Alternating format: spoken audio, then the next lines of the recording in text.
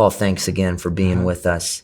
I want to ask you about biblical masculinity. The idea of biblical masculinity is disappearing in today's culture, and yet we see that it is so important as we look at the scripture. Yes. Talk to me about biblical masculinity and why it's so important.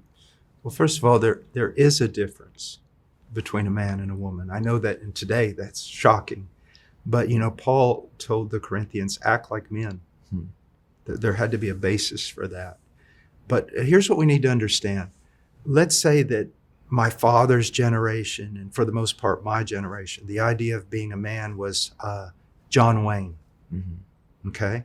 And if you watch some of the John Wayne movies, there was a lot of things noble about that, but there were a lot of things that weren't noble. So John Wayne and that type of thing isn't the model, the archetype of what a man is to be.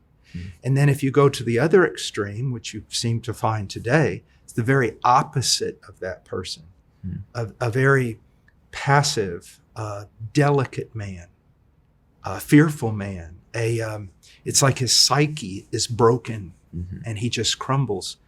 Part of that we need to realize is one aspect of the judgment of God. Isaiah 3 is very clear about that we have young men ruling over older men. Noble men are removed from society.